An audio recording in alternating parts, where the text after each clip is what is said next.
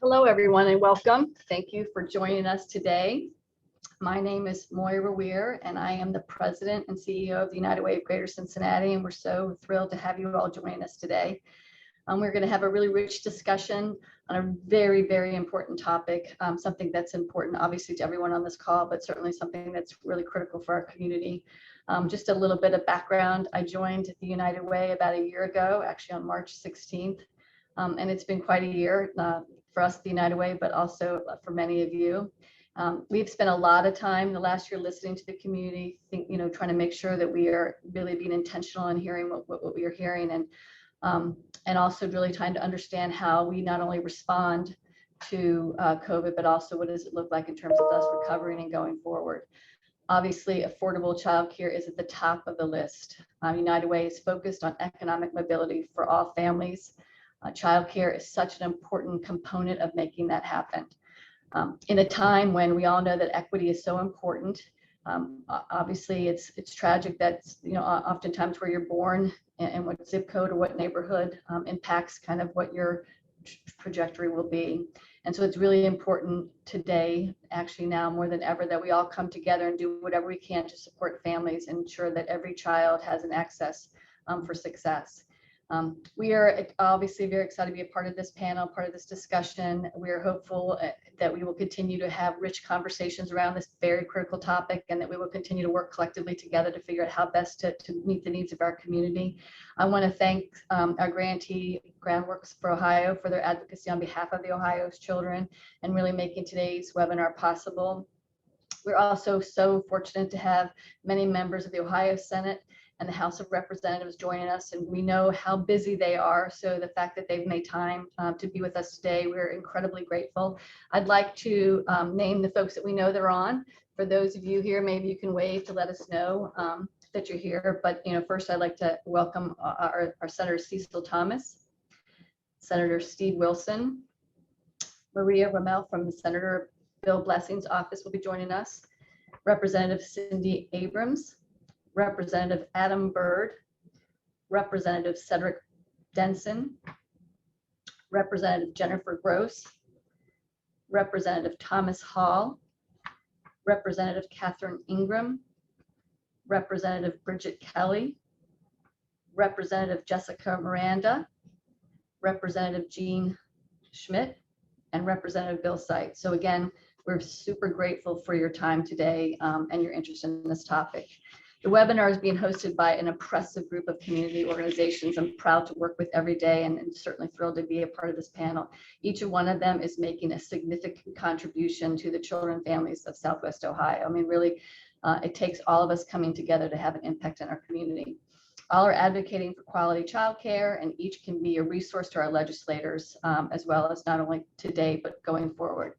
We have shared their contact information with our legislative offices, and they are listed also in the chat section of the webinar. I'd like to name our cohorts for this briefing. Child Focus, the Children's Hospital of Cincinnati, Cincinnati Hamilton County Action Agency, Cincinnati Preschool Promise, Cradle to Career, 4C for Children, the Greater Cincinnati Foundation, Learning Grove, Southwest Ohio Association for Education of Young Children, the Women's Fund, and the YMCA of Greater Cincinnati. Again, an amazing group of folks coming together today to talk about a really, really important topic. These are people that work tirelessly and organizations that work tirelessly throughout our region, and we're grateful for their service. Our briefing is designed to be just that. It's going to be brief. We're going to try to cover a lot of topics, but we want this to really inspire you to get more involved. Our goal is to connect our elected officials to the organizations who are supporting and providing quality childcare in our region. We want our representatives and our senators to have an understanding of what is proposed for childcare in the state budget, and we also want to be able to answer any questions. Now I'm going to kick it to my colleague, Lynn Gutterly from Groundwork, Ohio, who's going to talk a little bit about the panel.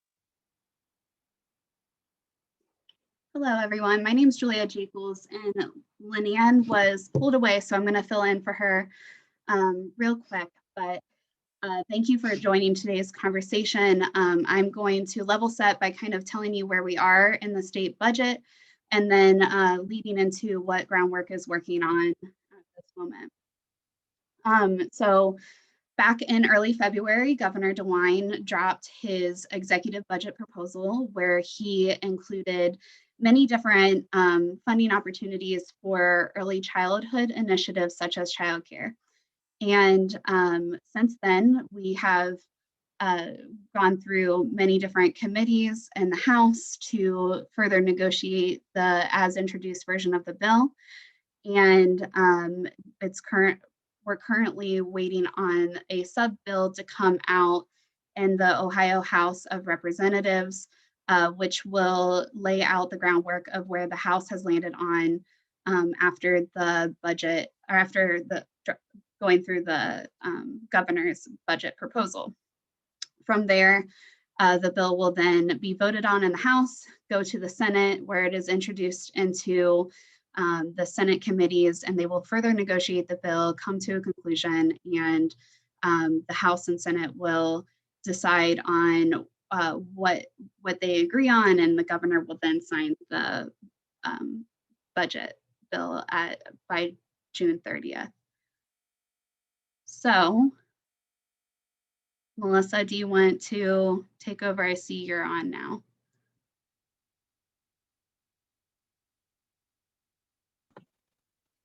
Yeah, so good morning. Sorry for the technical difficulties. We just wanted to share with you what our budget priorities are here at Groundwork Ohio.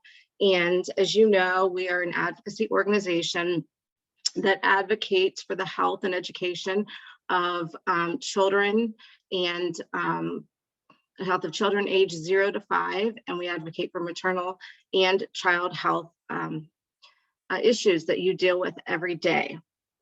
We have been evaluating the budget, policies, and programs and investments from an equity lens and utilizing data to support our targeted investments that advance equitable outcomes and eliminate barriers to access and reflect the impacts of COVID-19 based on race, geography, and age of the child. We have 3 budget priorities. The first is for fiscal year 22 and 23 is to keep Ohio working by expanding access to quality childcare. We believe that we need to protect all current levels of state and federal investments in publicly funded childcare and increase state investments in the program to preserve Ohio's Step Up to Quality 5-star rating system. By supporting the increased cost of operations during COVID, we must recover lost capacity as a result of COVID-19 and ensure that the system has sustainable funding mechanisms throughout fiscal year 22 and 23. In doing so, as you know, Governor DeWine introduced his budget bill with an expansion of 130 to 138% of poverty for eligibility.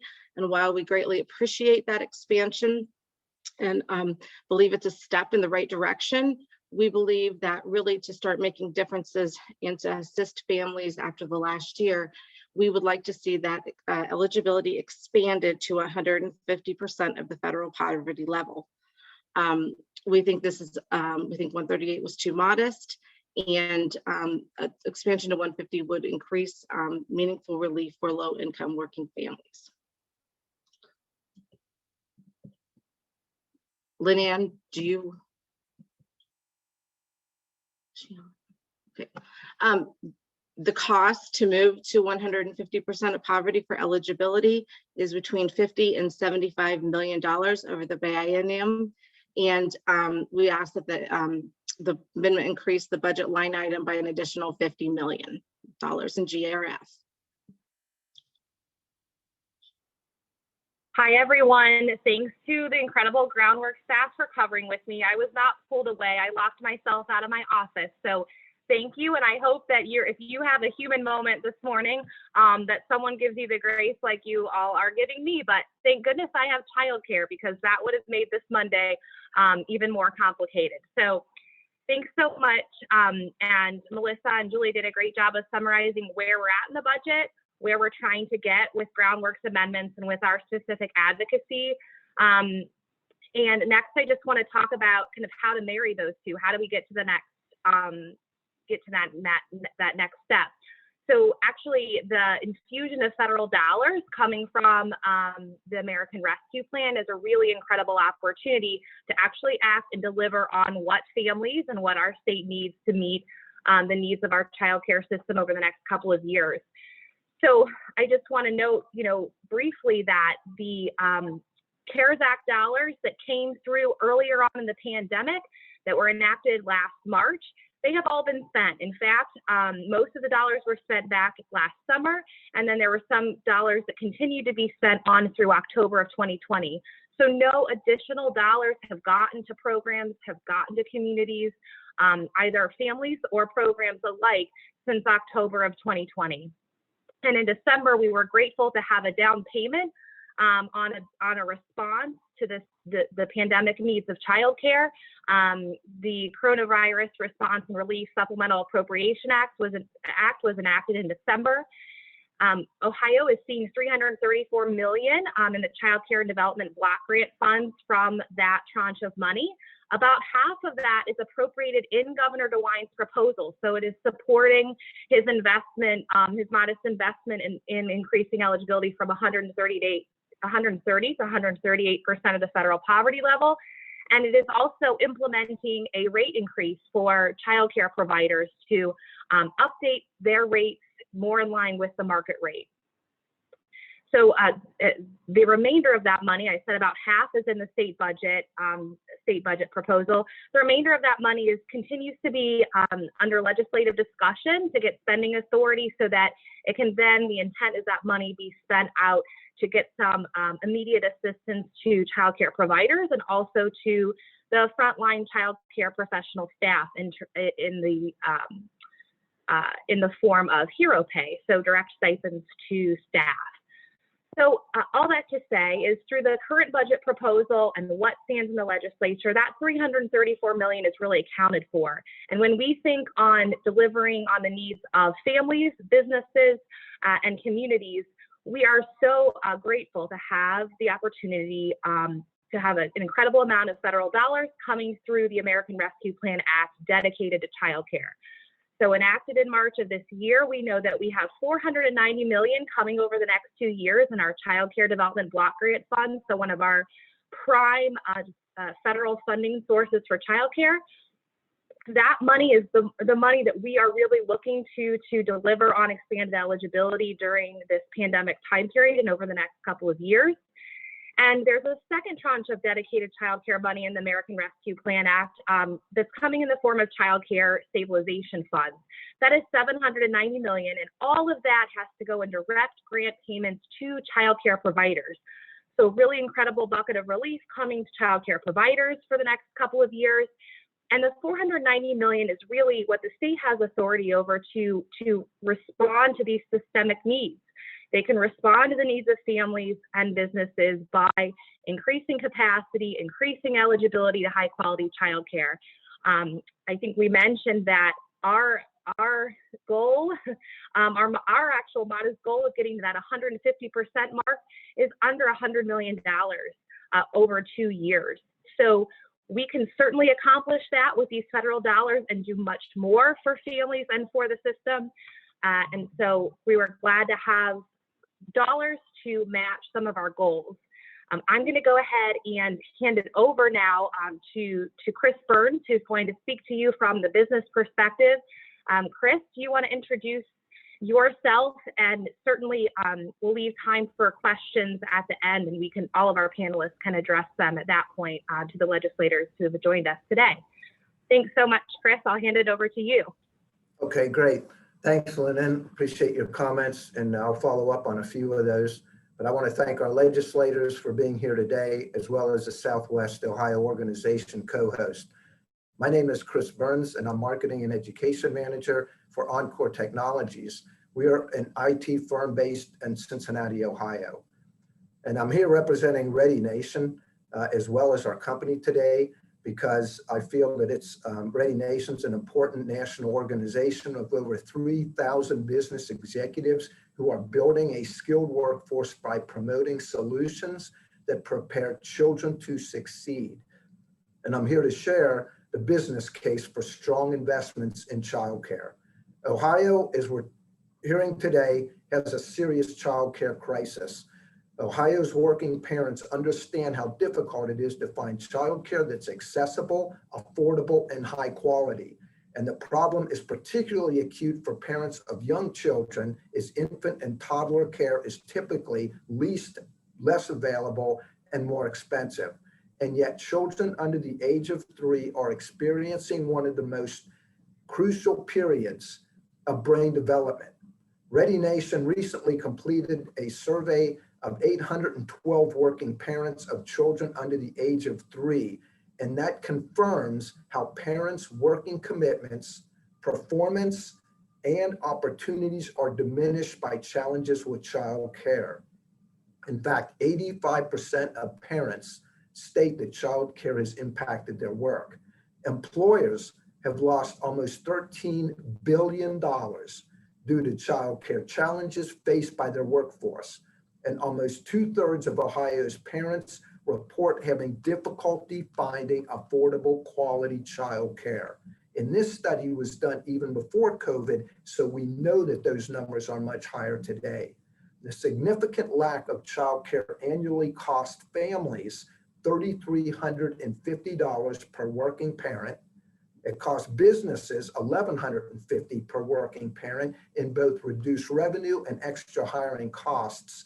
And as far as taxpayers, it cost us $640 per working parent in lower income tax and sales tax revenue. The lack of reliable childcare for working parents of young children of age up to age 2 cost Ohio $1.7 billion a year. The childcare system does not meet the needs of Ohio's families nor the employers, and we're deeply concerned with affordability, access, and quality. And I'm going to touch very briefly on all 3 of those. The first being affordability. Ohio, as you heard earlier, is one of the most difficult states in the nation to qualify for child care assistance, requiring that a parent earns less than 130% of the federal poverty level. That is inadequate. And we have to change that and increase it even higher than the 138 that the governor has proposed. In fact, the contiguous states around us and others actually allow parents to earn up to 200 and even 300% and still qualify. We believe Ohio should commit to 200% so that we can compete with other states, particularly the ones surrounding Ohio. On access, 2/3 of the parents surveyed said they have difficulty finding affordable childcare, and it's a serious problem. And it's even more significant for infant care. The one area where Ohio has done much better is the Step Up to Quality rating system. It's supported by business leaders to improve the quality of childcare here in Ohio.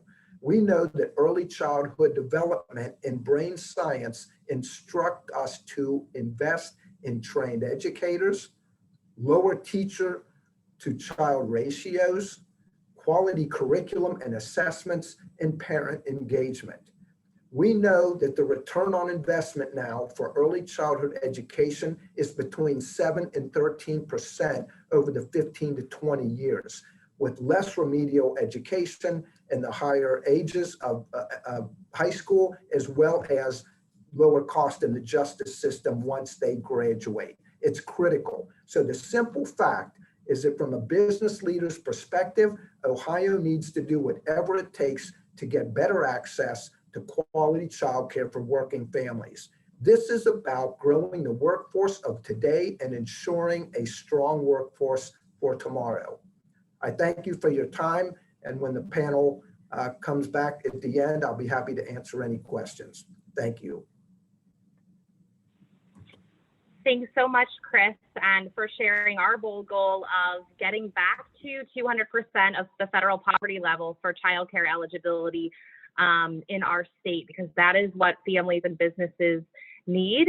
And so we are trying to make progress towards that in this budget yet and with those new federal dollars. Chris, I'm going to, I know that you may have to leave early. So if there's, did want to open it up. If there's any specific questions for Chris from the kind of the business perspective that legislators may have right now, I'm happy to take a couple questions for him because he does have to leave early.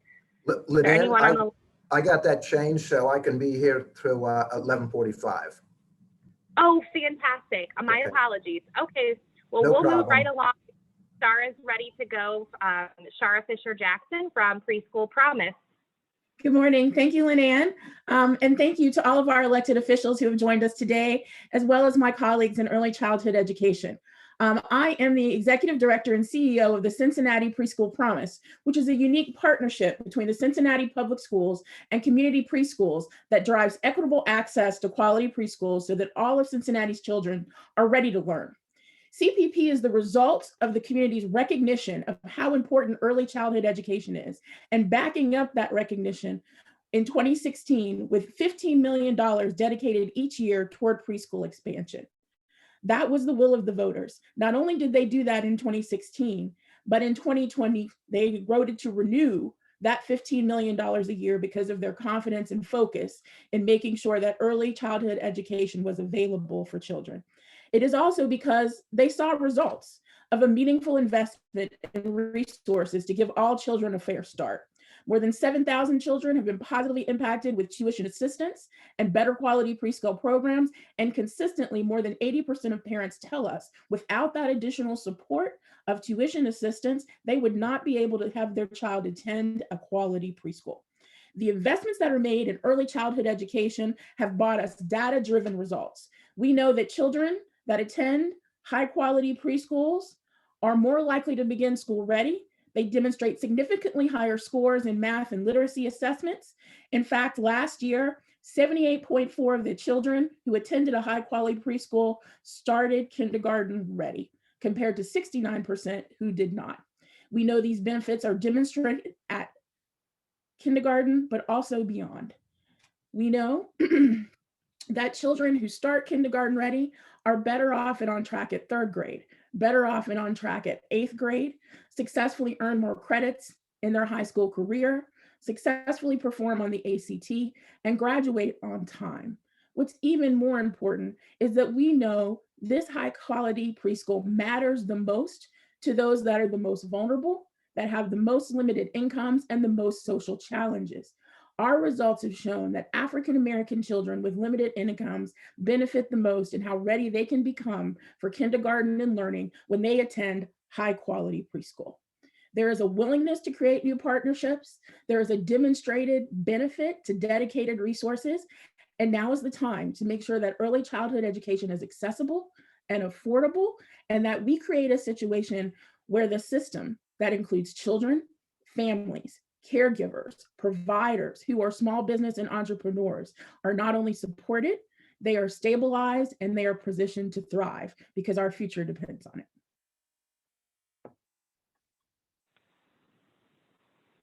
Thanks so much, Shara. I'm going to hand it over to Patty Gleason of Learning Grove now. Patty? Hello, I am happy to be here for Learning Grove. We are officially 1 year old today, this month, and that is due to a merger between Cincinnati Early Learning Centers and Children, Inc. In Ohio, we serve more than 1,500 children during non-COVID times, that is. And we're proud, I'm proud of our directors who have always focused on quality for over 40 years. They managed to reach that level for NAYC accreditation. We were the first full day, as we were for a 3-star, and now all programs are also a 5-star rated programs. We know what quality looks like. As Shara was speaking about, we know the impact. And it was wonderful to hear the work of Preschool Promise. I'm proud that we work with them and 4C for Children and Community Action Agency and the Consortium for Resilient Children to coach and support programs to improve and help meet the state goal that all early childhood programs join the QRS system. put that out there for us, and we achieved it. In my 40 years, I've never seen our community join together with a common goal like we saw in the past few years. As Shara said, look at Cincinnati, Cleveland, Dayton, and other areas that are investing in early childhood education. We can see the needle move for children to be prepared for lifelong success. We need the state to embrace this same type of commitment.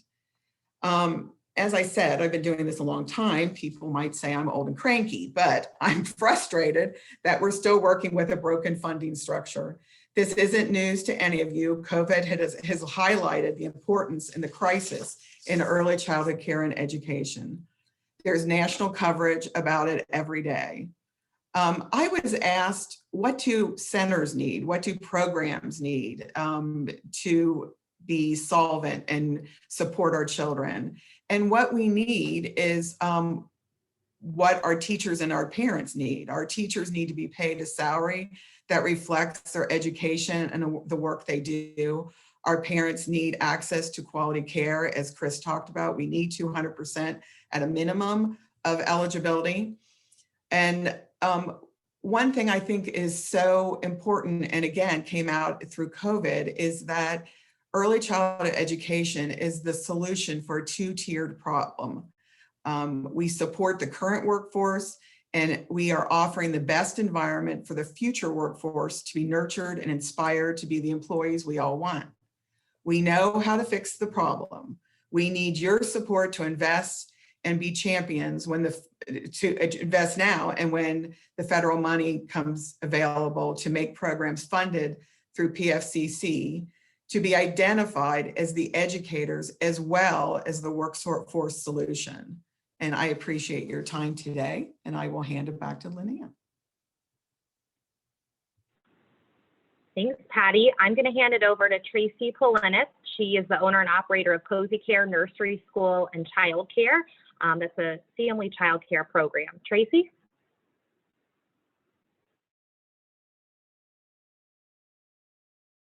Hello, I'm sorry, I'm here. How are you? Great, good, Tracy. We're excited to hear from you about your experience in family child care and why family child care is so important in this moment. Well, I have had over 25 years of great experience with being a family child care provider, working in my community with at-risk and low-risk families. Being a family child care provider and providing community services is valuable because we have a lot of families who need quality child care located within their communities that they can access and bring their children to. Family child care has been around a very, very long time. I, myself, and other ladies that are in my union association, we keep voicing and advocating because we know we are in need for certain families. We are able to give services to families who do not fit in a typical work schedule mode. We're able to cater to families with children with special needs and things like that. And we're also a benefit to have in our communities because a lot of us are, well, all of us now are high quality rated, and we're able to provide great quality services.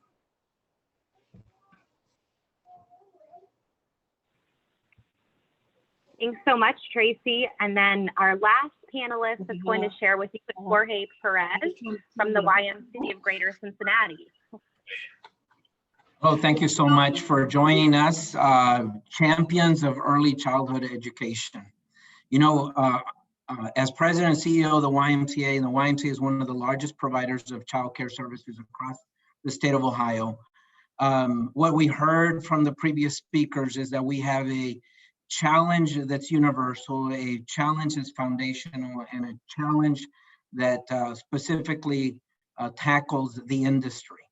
Universally, parents and children and employers and law enforcement and educators all believe that this is critical to not just our current, but our future as a state and as a county and as a community. We also heard that foundationally, this service helps provide support for brain development and addresses some substantial challenges for families like poverty and trauma and equity, something we've all understood clearly. And then finally, we heard about the industry challenge that early child care education is facing right now. Prior to the pandemic, childcare was a already complicated and difficult environment. Well, that's multiplied by a factor of many at this point. You heard about our staff challenges, the quality challenges, access for so many individuals. And even when we were talking about the 200% of poverty level, we're talking about families that are earning between $30,000 and $40,000 trying to provide childcare for their children. We really saw at the YMCA a microcosm or a little bit of a story at the height of pandemic when healthcare workers all of a sudden needed childcare for their children because their childcare centers closed. And we scrambled to provide temporary childcare. We scrambled to provide necessary childcare and support for their children. And we saw how difficult and how disruptive the lack of quality and consistency was for them. Well, there are families who are struggling every day in the same way. And as we go into the Q&A section, I invite our legislators to ask questions around these issues, and that we think about how we provide the child care infrastructure that all Ohioans deserve. Thank you so very much. Thank you, Jorge, and to all the panelists, and certainly for this powerhouse of champions that the legislative delegation has on their side every day, all day on childcare and early childhood education. We want to go ahead and open up questions to legislators. I want to be respectful of your time. I know that there are a couple of you who have to leave sooner than others, and so I'd ask if Representative Kelly or Hall are still on the line, perhaps you want to kick us off with any questions that you may have first.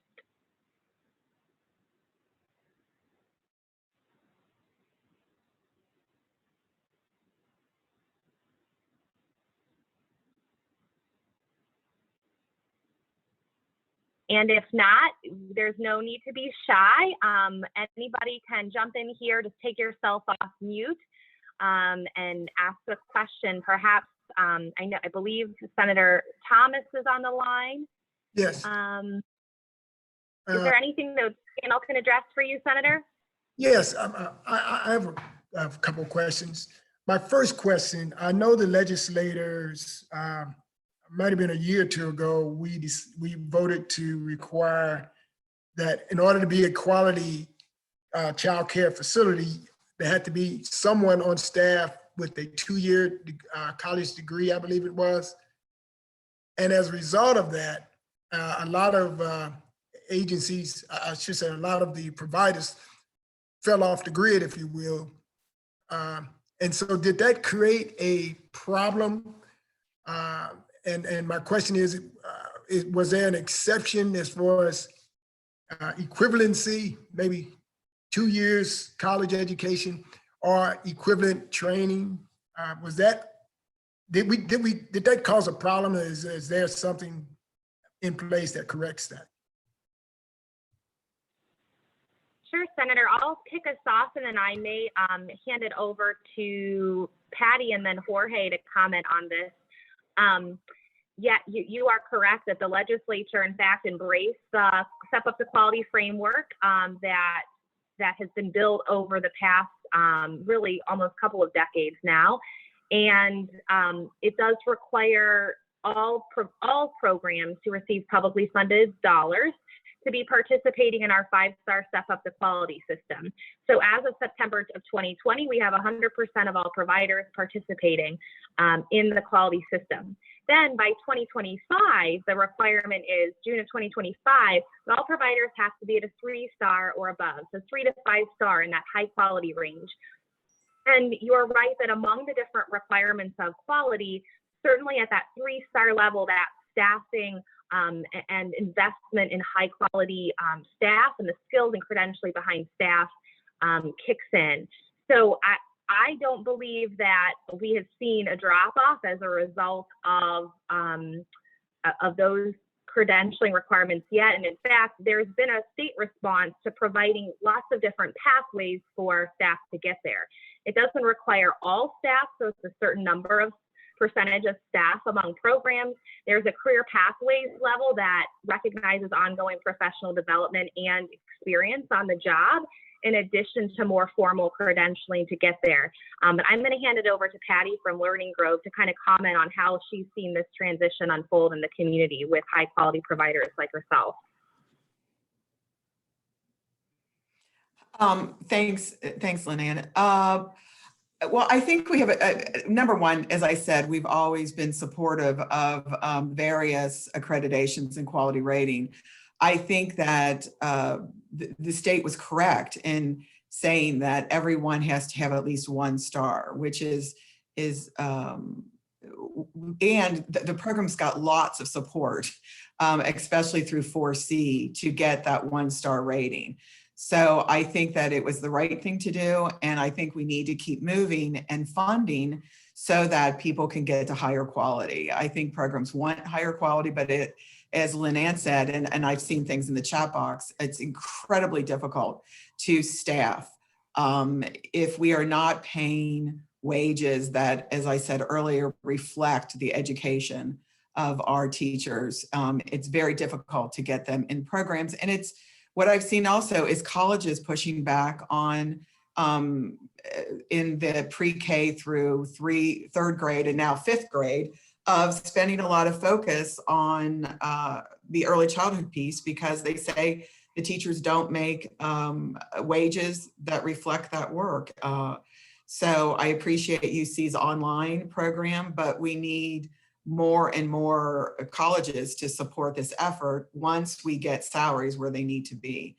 I think that is where the focus really has to be right now. Okay. One last question, and then I'll let somebody else get the question in. I know we are trying to get between 150 to 200% of the poverty level. So where are we at with the House as it relates to that? Do we know? Senator, so at this time, as we understand it, obviously we are awaiting the sub-bill, and I believe we're hopeful that the House continues to keep the governor's increase from 130 to 138. We are not anticipating, although we're holding out some hope for more. We do not anticipate to see a change to 150 coming from the House at this time. There is a separate independent standalone bill, House Bill 145, that's being heard this Thursday. That is sponsored by Representative Mary Lightbody and Representative Andrea White. That is creating another venue for conversation and education around the childcare system. Their bill is to increase eligibility to 200%. That effort and that conversation is independent from the budget. So we'll certainly be looking to the Senate to make this investment in the budget. All right, yeah, that's why I was asking that. And from the Senate side, I'll be more than glad to help facilitate that discussion with other members of the Senate. Thank you very much. Thank you very much, Senator. There are other legislators that have had questions. If you just take yourself off mute and introduce yourself quickly, and we'll be happy to answer.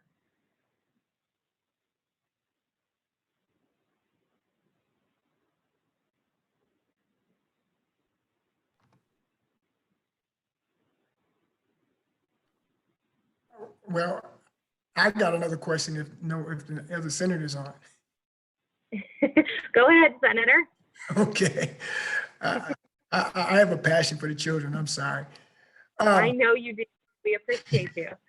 One of the other concerns that I have is that I know we can control the child's environment in the schools, in the classrooms, if you will.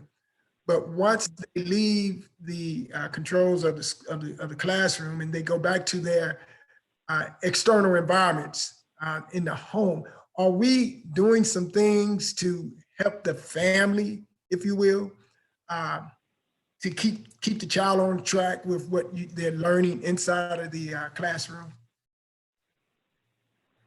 Absolutely. I'll let the panel process this question. Certainly, parent engagement is a pillar of high quality childcare. And so I know that there's probably some more direct activities. Jorge, do you want to speak to this first? Yeah, I mean, this question ties so very well to the step up to quality question that we just had, which is why this is so very important. In order for us to maintain the kind of engagement, then the quality standards kind of require that of us. It's also part of our measurement, Senator, that when we declare a child ready to learn, that's just not possible without creating some engagement and teaching with parents. And many of the providers continue on in relationships with these children. At the YMCA, we will have sometimes these children all the way into the 6th grade and ensuring that they meet milestones along the way. This is why a collective impact approach or an ecosystem approach is so critical, and why you find so many providers on this call, because so many of us in partnership with the United Way and many other agencies are working together to create that ecosystem that will support that child along the way. Okay, very good. So the funding basically is for the child benefits, but if we are helping the parent in the process, it helps the family, because once you take on the issues of a child, you really take on the issues of that entire family. And ways that we can make it easier for mom to navigate all the other external issues that in her environment, by making sure that the child has access to a quality preschool child care and things of that nature. I think that helps the entire family, and that's what I'm getting at. So the funding mechanism that you all, that the governor has presented, the state can, whatever the state can do, the more we can put into this effort, the better it's going to be, not only just for the family, but for the state as well. Thank you, Senator. Yes, we certainly agree with you. This is an intervention for the whole family, for the workforce of today and tomorrow. And childcare professionals are the frontline staff to all of the family's issues. They just, it's early learning is not isolated. Childcare programs are the hub where children get food and meals, and families get connected with other services. I'm wondering if Patty or Tracy or Shara, can you talk to some of the folks or within your program and otherwise the innovative things you've been doing with families as you identify their needs? Does anyone want to kind of share a little bit more on that?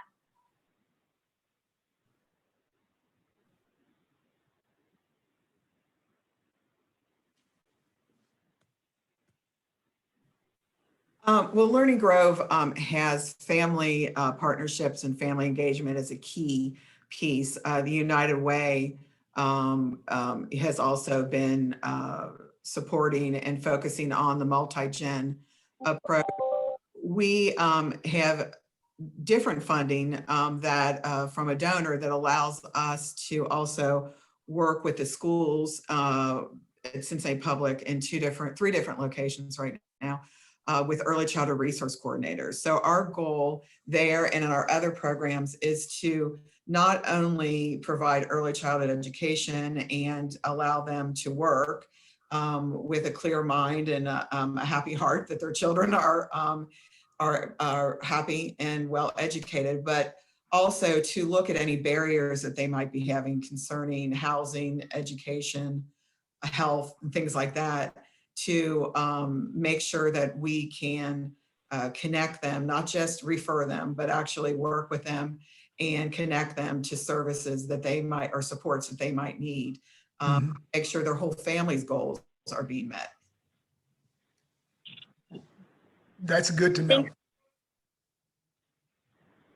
Okay, thanks so much, Patty, and thank you for your question, Senator. I will pause just one more moment. If any legislators have additional questions, certainly you can feel free to contact Groundwork and our incredible panel this morning for more specific questions. I'll pause here and then I'll hand it back to Moira.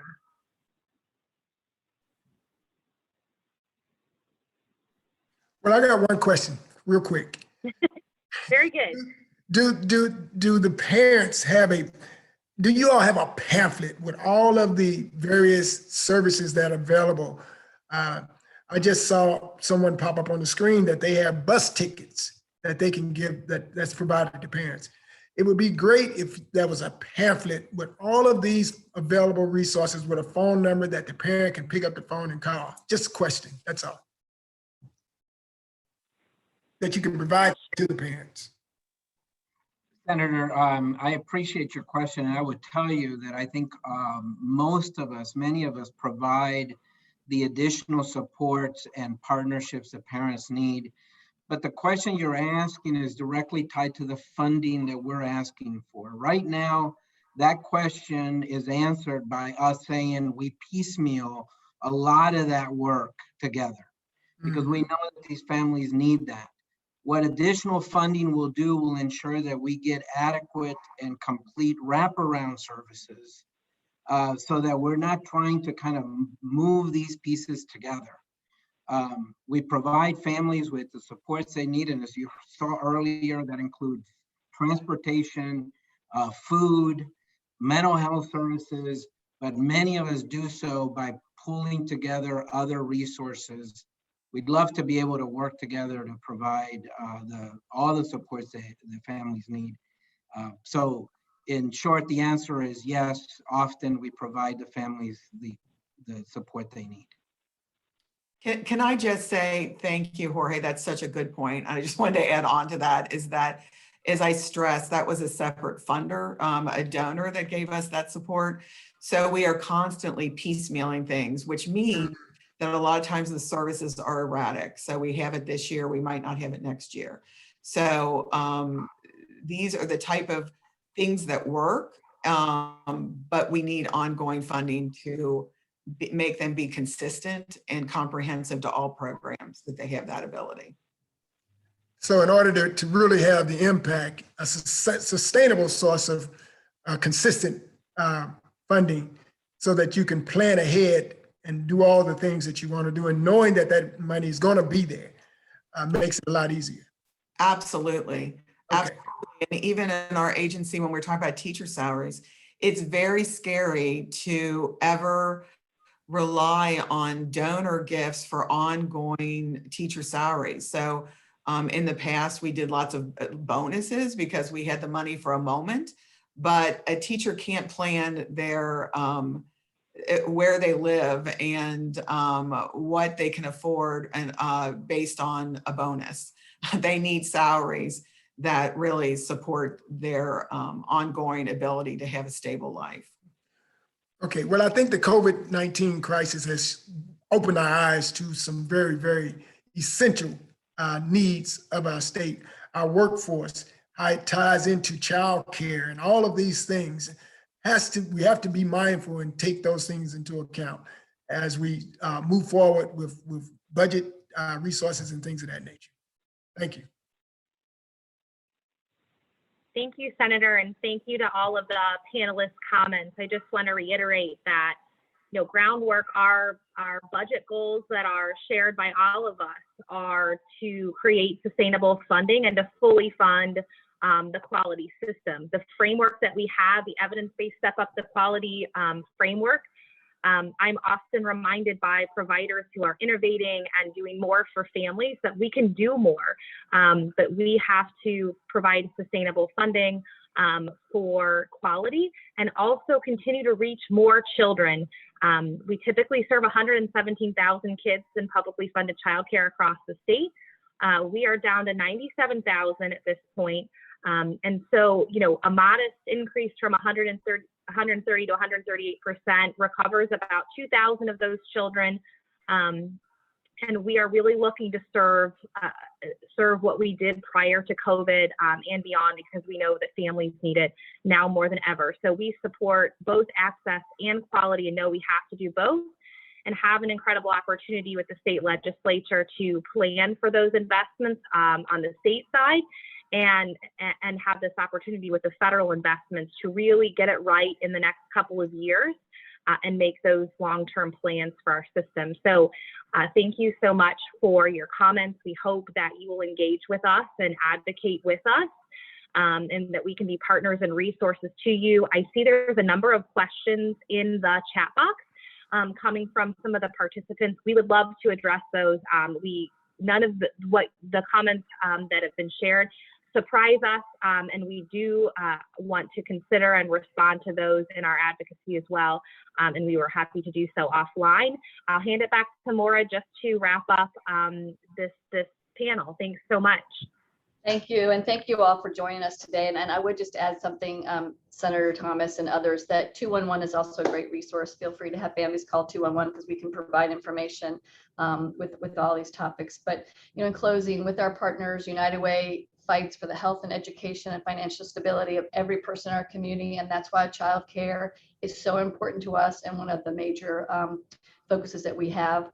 What you heard today and what we all know is that child care not only supports the workforce of today, it supports the workforce of tomorrow. And as you've heard from all of those that have participated, few investments, we believe there are very few investments that provide both the short-term and the long-term benefit that child care does. So again, special thanks to all of you for joining us. Thank you for our panelists. Thank you all for having an interest and passion around this.